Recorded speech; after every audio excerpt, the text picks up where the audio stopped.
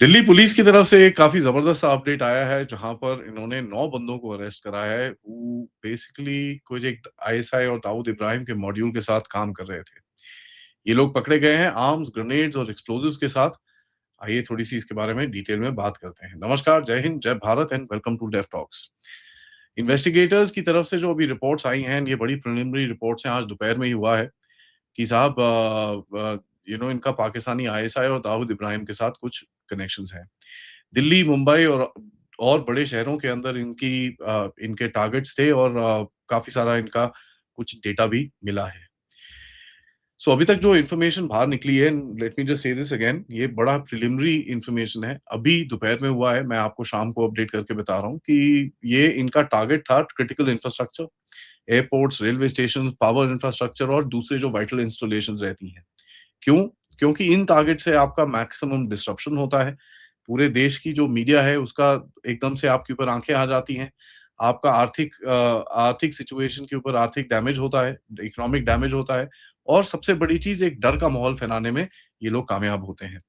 देखिए, अगर एक ग्रेनेड टाइप कुछ कुछ अगर हमला करें कोई क्राउडेड स्टेशन में या किसी एयरपोर्ट पे, तो आप देखें पब्लिक प्लेस है, उसके अंदर एकदम से ही पैनिक बनता है और एकदम से ही ज़बरदस्त ए ए एक डर का माहौल फैलना शुरू हो जाता है, जहाँ पर ट्रैवल और आपका जो आर्थिक एक्टिविटी है, जो आपकी चीज़ें होती हैं, वो एकदम से ऊपर-नीचे हो जाती हैं।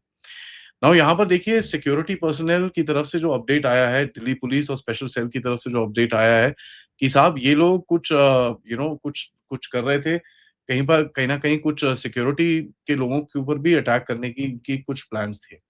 जहाँ पर ये पेट्रोल पे एम्बुशेस या सॉफ्ट मिलिट्री स्टेशंस के ऊपर कहीं पे हमला, पुलिस के रूट्स में हमला या किसी आर्मी के रूट्स में हमला, एयरफोर्स के उसके ऊपर हमला या किसी स्टैटिक कोई सिक्योरिटी पोस्ट है, आपने उसके ऊपर एक ग्रेनेड फेंक दिया। बेसिकली देखिए इनका जो ऑब्जेक्टिव रहता है ये ज़्यादा हमला करने का तो इतना नहीं है, बट एक साइकोलॉजिकल जो आपकी दिमाग के अंदर एक डर फैलाने का जो इनका काम है, उसके ऊपर इनका ज़्यादा फोकस रहता है। ये एक मैसेज भेजना चाहते हैं कि भैया जो आपका राज्य है वो आपको हर जगह प्रोटेक्ट नहीं कर सकता और यहाँ तक कि वो अपनी सिक्योरिटी फोर्सेस को भी नहीं प्रोटेक्ट कर सकता और ये चीज़ देखिए कोई भी राज्य को 100% सिक्योर बनाना एकदम नामुमकिन टाइप चीज़ है।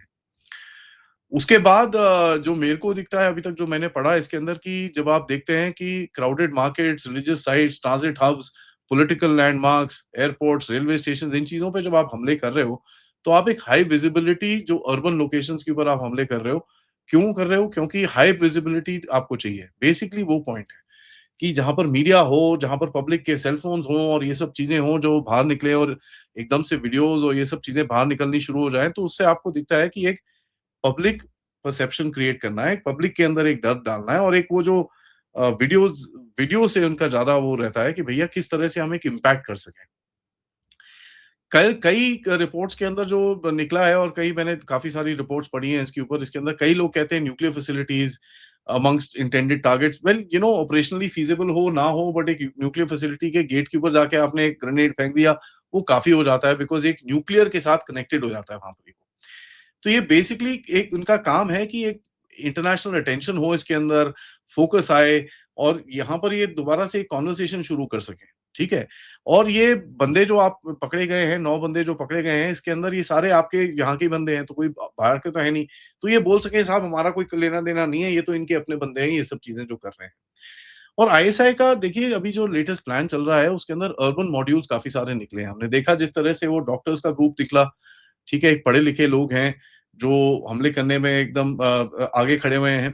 उसके बाद इनके बाहर के हैंडलर्स होते हैं, ठीक है? और ये कहीं न कहीं नंगरहार या कहीं न कहीं दूर होगा ताकि वहाँ पर पाकिस्तान का नाम ना आए और अगर नाम भी आए तो एक फ्लीटिंग रेफरेंस टाइप पाकिस्तान का नाम आए और कोई इतना ज़बरदस्त कुछ हो ना। तो इनकी जो टास्किंग रहती है और फंडिंग रहती है और टारगेट रहता है, रिक्रूटमेंट रहती है, इसमें बड़ा आजकल इनका थोड़ा टैक्टिक चेंज हुआ है। इसके ऊपर मैंने एक पॉडकास्ट करा है, जो मैं कल आपके साथ शेयर करूँगा। एक टेररिज्म एक्सपर्ट हैं जिनके साथ मैंने पॉडकास्ट करा है कि पाकिस्तान की जो नई टैक्टिक्स हैं, वो किस तरह से दिखती हैं हमको।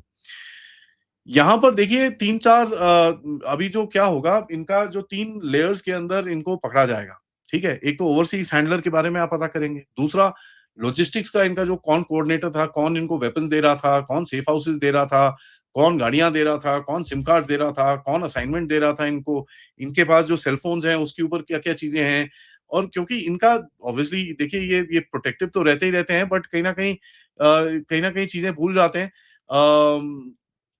और अपने आप को प्रोटेक्ट करना भूल जाते हैं। अब जैसे वो होता है, तो आपको एक चीज़ बड़ी क्लियर दिखेगी कि साहब कहीं न कहीं ये फँस जाते हैं, they run for cover to figure out कि यार अभी इस पूरे को बंद कैसे करा जाए? इस पूरे गेम को किस तरह से बंद किया जाए?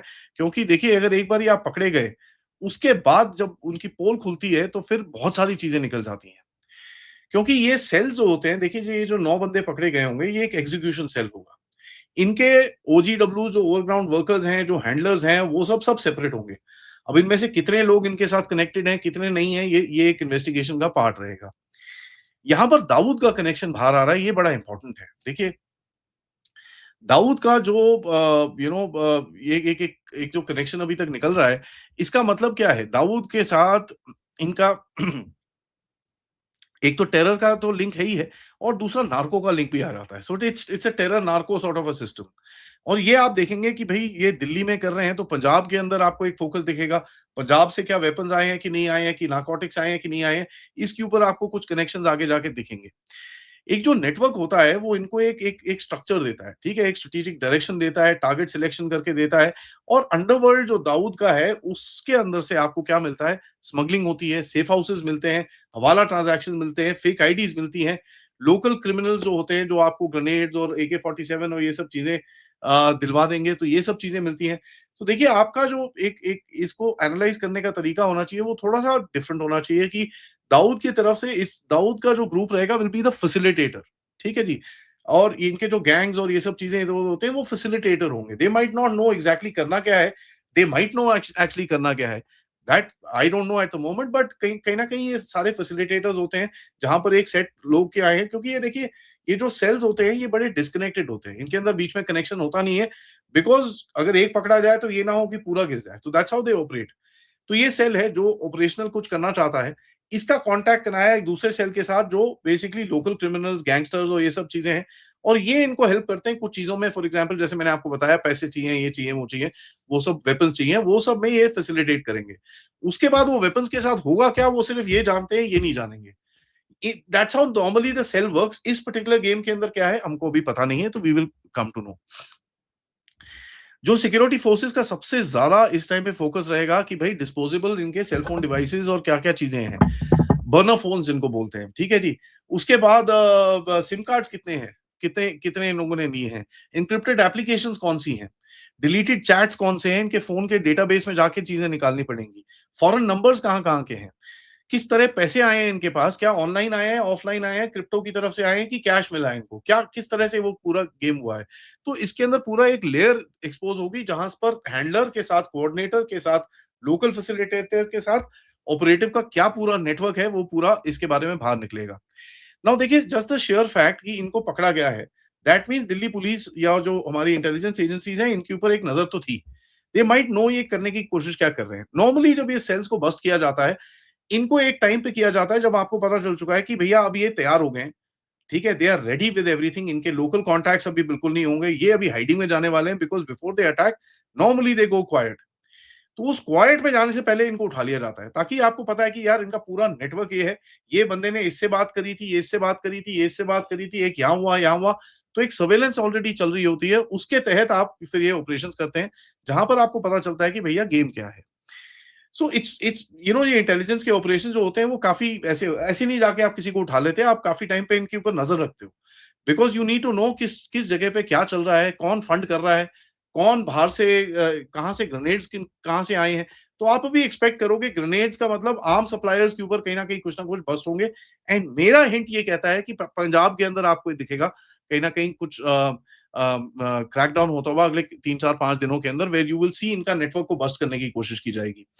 क्या रिकॉनाइसेंस टीम्स एक्टिव हैं और इन्होंने रिकॉनाइसेंस टीम्स एक्टिव के अंदर क्या-क्या जगहों पे रिकॉनाइसेंस करी है। अभी पिछले 2-3 महीने पहले ऐसे ही 8-9 के बंदे पकड़े गए थे दिल्ली में से जहाँ पर उनका टारगेट अक्षरधाम टेम्पल था। लाल किला था, अक्षरधाम टेम्पल था। ठीक है? सो ये आपको पता चलेगा कि अभी जैसे-जैसे आपको ये दिखेगा कि बस्टिंग और होगी स्पेशल सेल आएगा, एनआईए आएगा और ये सब आएँगे और कहीं न कहीं रेड्स होनी शुरू होंगी। एंड अगर आप देखें पिछले 2 दिन से एनआईए के 12 जगहों के अंदर नॉर्थ इंडिया में रेड चल रही है फॉर व्हाट? Illegal weapons. ठीक है? तो अगर आप इसको कनेक्ट करें with what is actually taking place NIA के, तो आपको दिखता है हाँ यार देयर इज़ सम कनेक्शन बीच में। एंड कहीं न कहीं अगर आप देखेंगे कि एनआईए की लीगल वेपन्स और इन चीज़ों के ऊपर रेड चल रही है एंड दिल्ली पुलिस जाके इनको उठाती है, तो there is some sort of a link in the middle. दूसरे और स्लीपर सेल्स क्या हैं, ये आपको जाके देखना पड़ेगा और ये सबसे बड़ी चीज़ जो एक सवाल रहेगी कि भैया ये अकेला सेल था कि इनके जैसे एक और कोई कॉपी सेल भी कहीं न कहीं घूम रहा है इस टाइम पे? जहाँ पर आईएसआई का डायरेक्शन दाऊद की लॉजिस्टिक्स लोकल ऑपरेटिव से कुछ करने की कोशिश की जा रही है। अगले 72 घंटों में जिस तरह की न्यूज़ आती है, इस इवेंट के पिछले 72 घंटे और अगले 72 घंटे बड़े क्रिटिकल होते हैं। पिछले में तो मैंने बताया आपको एनआईए के ऑलरेडी रेड चल रही हैं। अब देखते हैं अगले 72 घंटों में किस तरह से सिक्योरिटी फोर्सेस जाके कहीं न कहीं कुछ हिट्स मारती है और कहीं न कहीं जाके कुछ ना कुछ कॉन्टैक्ट्स होते हैं या फिर हमारे पास कुछ अरेस्ट होते हैं। Thank you for watching this update. सबसे रिक्वेस्ट है वीडियो को लाइक करिए, सब्सक्राइब करिए and share this with your friends and families. End of course अगर आप इस चैनल की तरफ सपोर्ट करना चाहते हैं, please use the QR code या फिर पेपैल या फिर सुपर स्टिकर सुपर चैट्स। मिलते हैं थोड़ी देर में, तब तक नमस्कार, जय हिंद, जय भारत।